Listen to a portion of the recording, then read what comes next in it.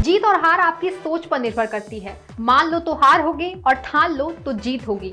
ऐसा ही कुछ कर दिखाया बिहार के इस शख्स ने, जिनकी एक्टिंग का लोहा आज पूरी इंडस्ट्री मान रही है। देर से ही सही, पर जब वो आए तो हर जुबां पर बस उनका ही नाम था। बायोग्राफी के अपने इस एपिसोड में आज हम बात करेंगे एक्टर पंकज त्रिपाठी की, जिन्होंने रियलिस्टिक एक्टिंग के दम पर आज अपनी पहचान अलग ही बना रखी है। 5 सितंबर 1976 को बिहार के गोपालगंज में जन्मे पंकज की शुरुआती पढ़ाई का माहौल बहुत ही शुद्ध था। पंकज ने 5वीं तक पेड़ की छांव में पढ़ाई की, और ऐसा इसलिए क्योंकि उनके गांव में कोई स्कूल ही नहीं था। उनके गांव में बिजली कुछ ही वक्त पहले आई है। इससे इस बात का अंदाजा लगाया जा सकता है कि वो कितनी छोटी सी जगह से आए हैं। पंकज गांव से बिलोंग करते हैं। पंकज के पिता एक किसान हैं और मां हाउसवाइफ हैं। पिता उन्हें पढ़ा लिखा कर डॉक्टर बनाना चाहते थे ताकि वो गांव का नाम रोशन कर सके। इसी के लिए उनके पिता ने उन्हें पढ़ाई के लिए पटना भेज दिया, जहां से उन्होंने बायोलॉजी से इंटर पास किया। इसके बाद उन्होंने एंट्रेंस की कोचिंग शुरू कर दी, लेकिन शायद नियति को कुछ और ही मंजूर था। शायद इसी कारण 2 बार एग्जाम देने के बाद उनका सिलेक्शन नहीं हो पाया। पढ़ाई के दौरान वे एक छात्र संगठन से भी जुड़ गए, जहां आंदोलन के चलते उन्हें जेल भी जाना पड़ा। फिर वो वाम दल से भी जुड़े। फिर पंकज अपने दोस्तों के साथ कालिदास रंगालय में नाटक देखने जाने लगे। पंकज को ये सब कुछ बहुत अच्छा लगने लगा था। इसके बाद उन्होंने बिहार आर्ट थिएटर ज्वाइन कर लिया था। फिर वे नाटकों में अभिनय करने लगे, लेकिन इसी बीच उनके पास पैसों की तंगी भी होने लगी थी। घर वालों के समझाने और पैसों की कमी के चलते उन्होंने एक होटल में नाइट शिफ्ट में काम भी किया था। कुछ वक्त बीता, एक्टिंग की तरफ उनका झुकाव और इंटरेस्ट जो है वो बढ़ने लगा। इसके बाद उन्होंने दिल्ली की ड्रामा स्कूल के बारे में पता चल गया था, जहां कम फीस में पढ़ाई कर सकते थे। पर यहाँ भी उनका जो संघर्ष था उनको करना पड़ा था। पंकज को नेशनल स्कूल ऑफ ड्रामा से 2 बार रिजेक्ट करके निकाल दिया गया था, और आखिरकार साल 2001 में उन्हें एडमिशन मिल गया था। पढ़ाई के बाद पंकज वापस अपने गाँव लौट आए थे, और इसी बीच उनकी शादी भी हो गई थी। अब करियर के साथ साथ घर भी चलाना था, फिर बीवी की भी जिम्मेदारी थी।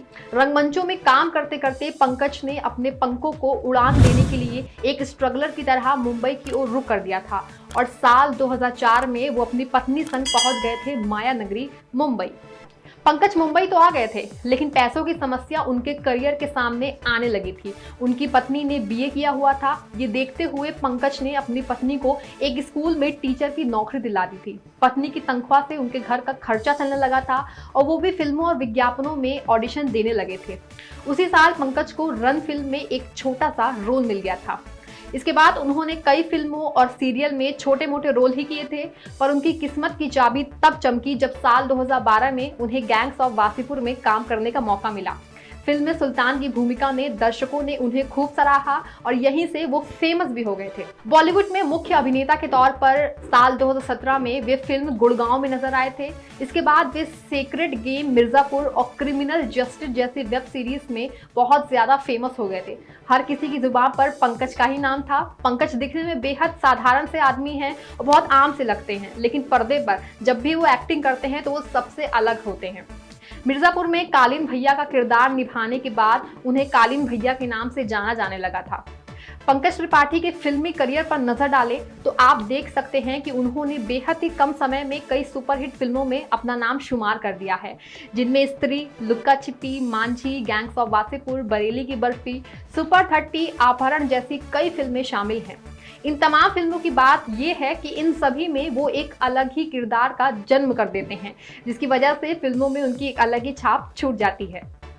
अब जब पंकज इंडस्ट्री में इतना नाम कमा ही रहे थे तो भला अवार्ड्स कैसे ना पाते। फिर क्या था, उन्हें कई पुरस्कार से भी सम्मानित किया जा चुका है।